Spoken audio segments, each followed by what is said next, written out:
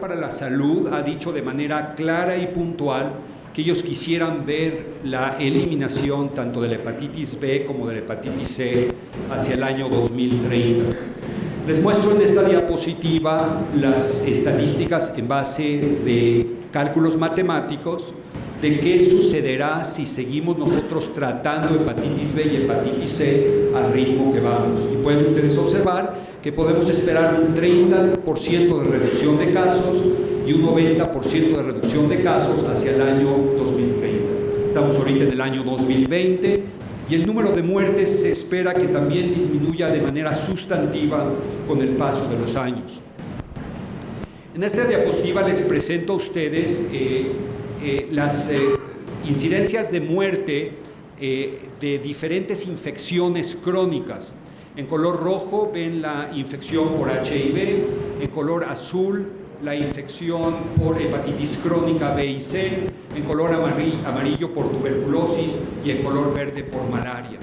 Pueden ustedes observar cómo la Organización Mundial para la Salud y el mundo en general han logrado un control razonable, si no excelente, de la tuberculosis, la malaria y la infección por HIV. Sin embargo, en cuanto a las infecciones por hepatitis B y hepatitis C, seguimos teniendo problemas y las estadísticas nos indican que probablemente los números empiecen a aumentar nuevamente.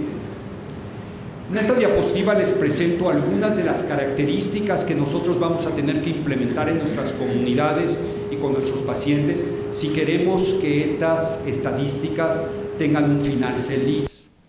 Noten ustedes que la vacunación contra hepatitis B, que sigue siendo vilipendiada en muchas partes del mundo y sigue habiendo gente que niega que la vacunación pueda ser útil, va a tener un efecto de reducción del 90% de la infección por el virus B si nosotros tenemos una vacunación efectiva de la población de infantes. En nuestro país el Código Sanitario fue modificado hace ya muchos años. Recuerdo de hecho que se modificó al año o a los 2 años que yo regresé de los Estados Unidos desde entonces la vacunación de los recién nacidos se permanece constante a través de los años. Noten ustedes en esta diapositiva otras tantas intervenciones, por ejemplo, la prevención materno-filial de la transmisión de hepatitis B. Esta prevención es excelente si nosotros identificamos a todas las madres que son portadoras del virus de la hepatitis B, les damos tratamiento en el tercer trimestre del embarazo y nos aseguramos que en el momento del nacimiento sus recién nacidos reciban la vacuna contra la hepatitis B y la gamma-globulina hiperinmune y lograremos reducciones del 90%. La sangre segura hoy día en México es un problema si no completamente superado, que ha mejorado. Tenemos obviamente que utilizar técnicas mucho mejores en la comunidad en cuanto al uso de jeringas y agujas, sobre todo en la población que utiliza drogas endovenosas. Y tenemos que hacer todavía cambios muy sustantivos, tanto en hepatitis B como en hepatitis C, para lograr las reducciones que supone la Organización Mundial para la Salud debemos encontrar. Sin embargo, en el caso de hepatitis B, si bien en el año 2015 tenemos una muy buena manera de identificar a la mayor parte de las infecciones, el número de pacientes diagnosticados es desgraciadamente muy bajo, el número de tratados es todavía menor y el número de pacientes que alcanza la supresión viral no alcanza ni siquiera a aparecer en la tabla. Es decir, tenemos que caminar todavía mucho para poder tener un control de la hepatitis B apropiado. Hace unos años se pensaba que la hepatitis C estaba conquistada y que no habría muchos más problemas. Inicialmente la hepatitis C tenía un curso fundamentalmente unimodal, en donde la mayor parte de los pacientes enfermos en el año 2007, en un estudio realizado en el estado de Massachusetts, en los Estados Unidos, vemos que el número de casos en pacientes que están entre la tercera y la sexta edad de la vida son el grupo de pacientes que dominan y el sexo masculino sobre el sexo femenino. Sin embargo, para el año 2015 y con el advenimiento de la terrible epidemia de opiáceos en los Estados Unidos, podemos ver que ahora el número de pacientes que adquiere hepatitis C es fundamentalmente entre la segunda y la tercera década de la vida. El número de baby boomers que adquiría la hepatitis C en este periodo ha declinado, pero gracias a este tipo de manifestaciones, la idea de controlar la hepatitis C se ha convertido en una entelequia. Noten ustedes en el grupo de pacientes de 18 a 29 años, precisamente el grupo que está más afectado por la epidemia de opiáceos, el número de admisiones hospitalarias ha aumentado en un 600% y el número de tasa de hepatitis C aguda en un 400%, números que verdaderamente son escalofriantes. Y en el grupo de pacientes entre el año 30 y 39 años de vida, el número de admisiones del 83% y el número de tasa de hepatitis B, hepatitis C aguda, 325%. Desgraciadamente, alcanzar a estos pacientes es muy complicado. Y es muy complicado porque muchos de ellos viven por debajo del agua, viven escondidos de la ley, viven con muy pobre acceso a los servicios de salud. Y desgraciadamente este problema no es un problema privativo de los Estados Unidos, sino que es un problema que potencialmente puede alcanzar México o ha alcanzado a México en algún sentido, no en estas proporciones, y debemos vigilarlo. Por esto, y haciendo un análisis markoviano de modelaje, pueden ustedes observar que mientras muchos países del mundo probablemente van a alcanzar la estadística esperable para el año 2030, de acuerdo a la Organización Mundial para la Salud, otros países en donde la epidemia de opiáceos es galopante, piensan que quizá podamos llegar a tener algún grado de control hacia el año 2050. Hablemos un poco de la hepatitis B y de las curaciones y tratamientos que hay hacia el futuro. Obviamente les presento la curación de la hepatitis B. El grupo Cure, este es el cantante del grupo Cure, es un grupo extraordinario, se los recomiendo para los que no lo han escuchado, y yo estoy haciendo lo más que puedo para que me crezca el pelo así. La hepatitis B se presenta desde el punto de vista clínico como una enfermedad aguda y como una enfermedad crónica. La enfermedad crónica por hepatitis B puede presentarse en la infancia como una enfermedad llamada inmunotolerante. Puede presentarse en esta fase con altos niveles de DNA viral. La replicación en los pacientes inmunotolerantes es aproximadamente de 10 a la 8 o 10 a la 12. Estos pacientes, interesantemente, tienen las transaminasas completamente normales. Los pacientes inmunotolerantes pueden pasar entonces a una fase francamente de hepatitis, y en esta fase de hepatitis las transaminasas se elevan, el DNA baja pero permanece elevado, y los pacientes que tienen la suerte de dejar de replicar pasan a una fase de portador inactivo. Los pacientes portadores inactivos pueden volver a reactivarse, desarrollar mutaciones en la región precore o en la región basal del core y desarrollar nuevamente una infección. Desgraciadamente, curar la hepatitis B es muy complicado. Las razones por las que no podemos curar la hepatitis B es porque la enfermedad suele ser sumamente persistente. Una parte de esa persistencia es a través de una fracción episomal o un minicromosoma del virus de la hepatitis B. Este minicromosoma se conoce con el nombre de cccDNA. Es un DNA que está cerrado en forma circular y de manera covalente. Este cccDNA es el generador de los RNA pregenómicos que a través de la acción de la transcriptasa reversa van a producir los RNA mensajeros que producen las proteínas virales.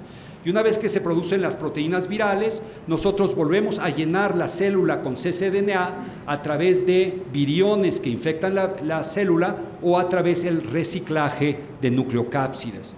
Los tratamientos que nosotros tenemos en la actualidad tienen solamente la acción de bloquear la transcriptasa reversa. Sin embargo, un número importante de pacientes ya tienen integrado el DNA en el DNA de las células y por lo tanto estos pacientes siguen produciendo proteínas. Por lo tanto, este tratamiento tiene una gran cualidad supresora del virus, pero no elimina la enfermedad.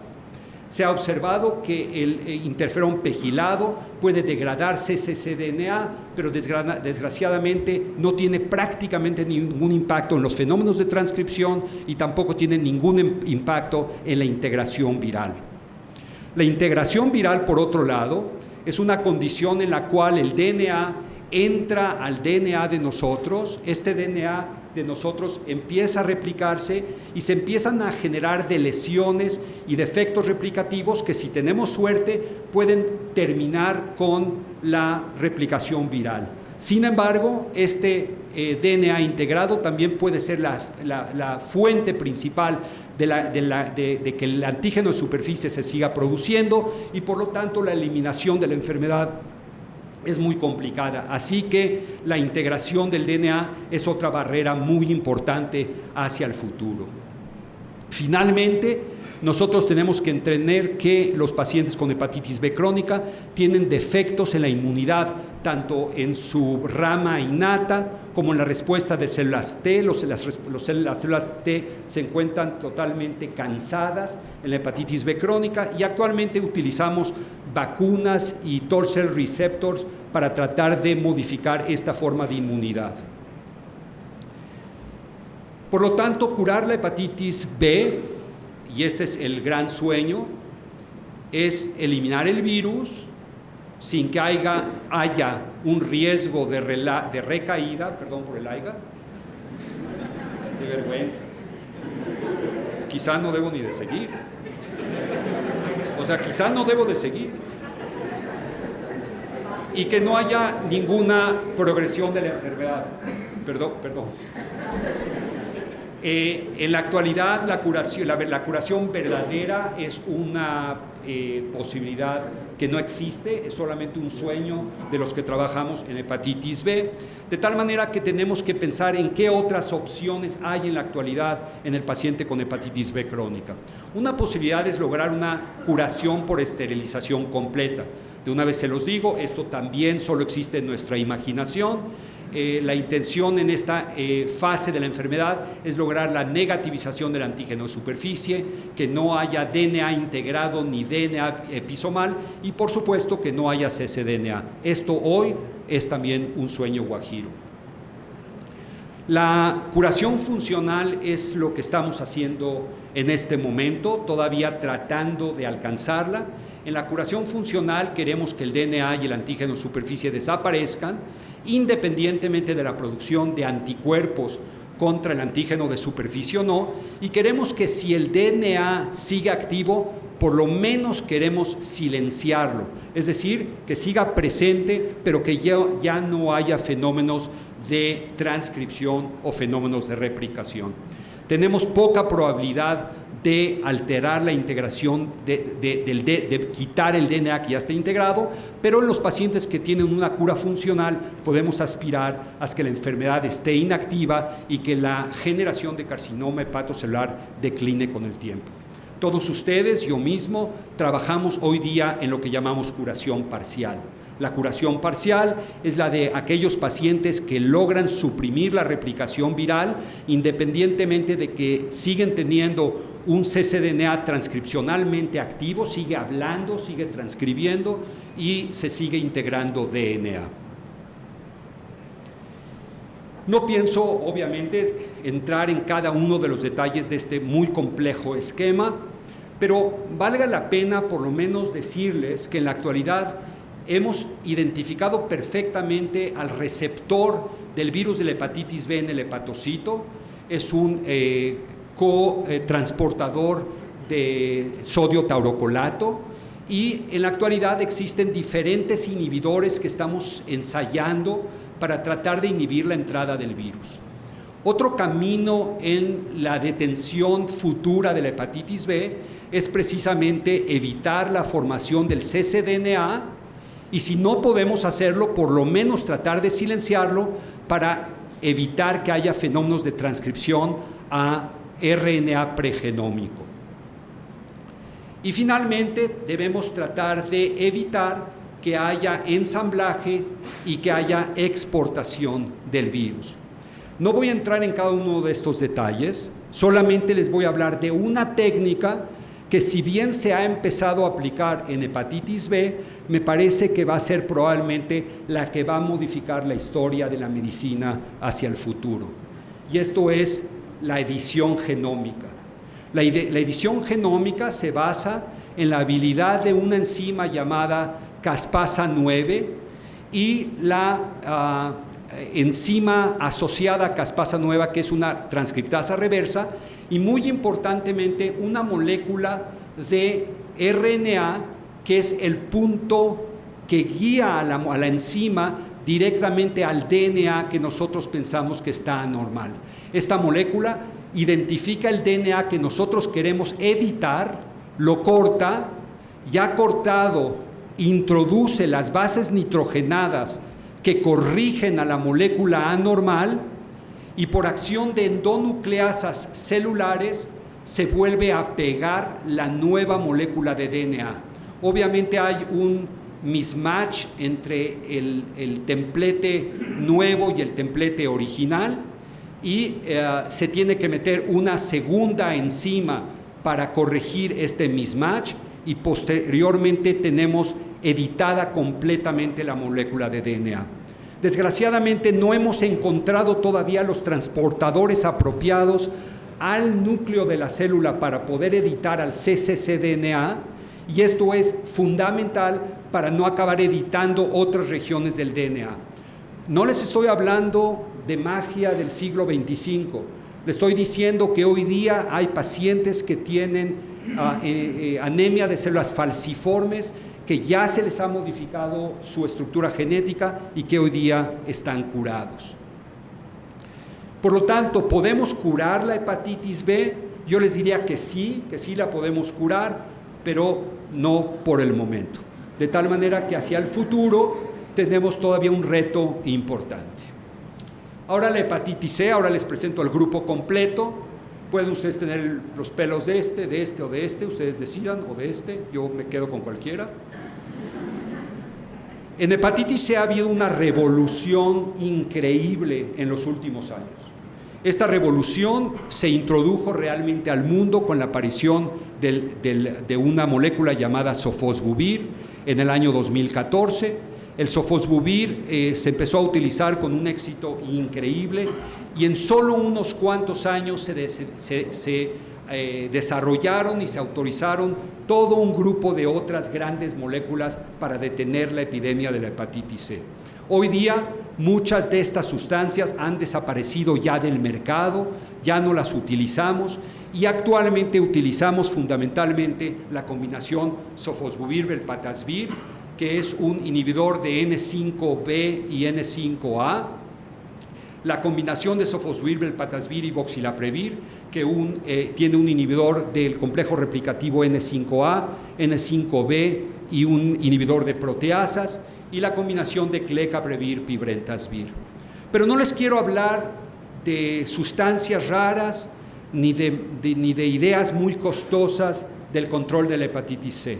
Quiero hablar de algo que pudiera quedar como una idea que mañana se pueda aplicar o que hoy se pueda aplicar en México y se pueda aplicar por muchos años más.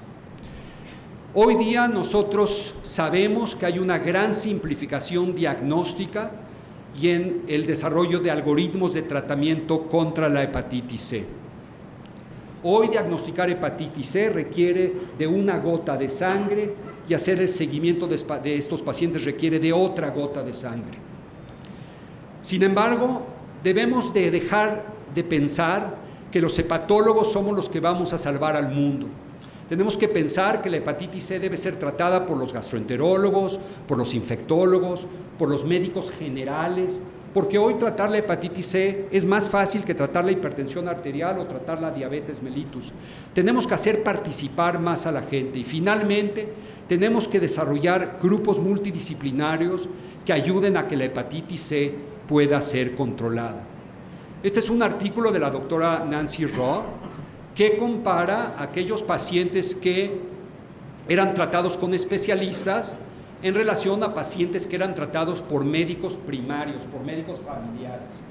Y pueden ustedes observar que tanto los médicos especialistas como los médicos familiares tuvieron un éxito con el tratamiento absolutamente similar. Por lo tanto, la idea de que los hepatólogos son los únicos que deben de tratar debe de ser ya desechada. Por lo tanto, les voy a presentar a ustedes un proyecto que ha desarrollado tanto la Asociación Americana para Estudios del Hígado como la Asociación de Enfermedades Infecciosas en los Estados Unidos, de cómo podríamos simplificar el tratamiento de la hepatitis C.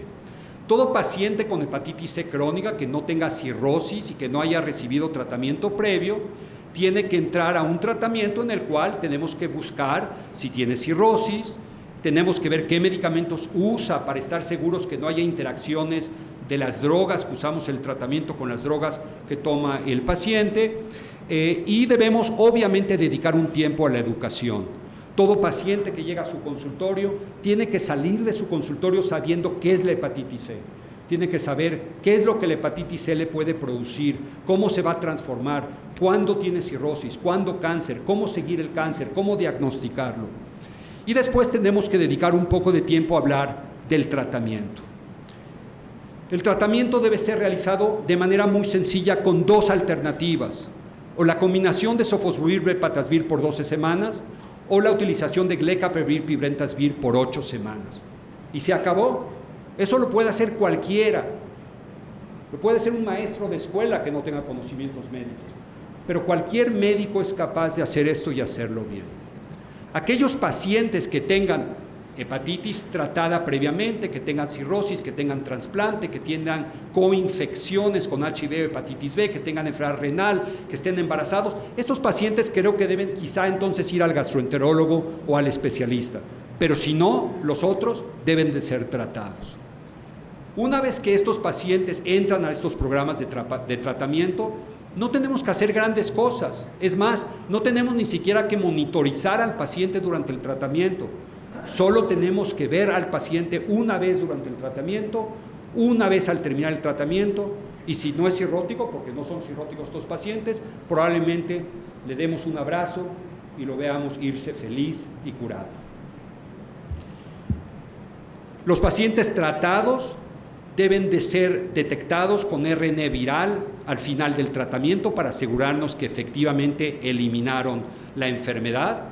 Debemos asegurarnos que el paciente sea efectivamente no cirrótico, de lo contrario el paciente podría progresar al desarrollo de carcinoma hepatocelular, y a los pacientes que usan drogas endovenosas o a los pacientes que no respondieron al tratamiento tienen que entrar a un programa más avanzado en donde nuevamente referiríamos al paciente. Es decir, en este programa sencillo de tratamiento hacia el futuro, cualquier persona debe de tratar la hepatitis C.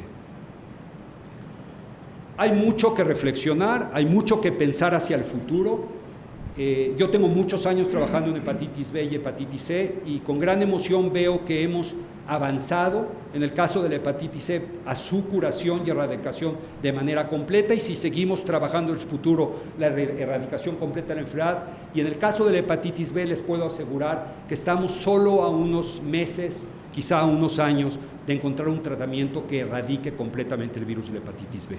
Muchas gracias.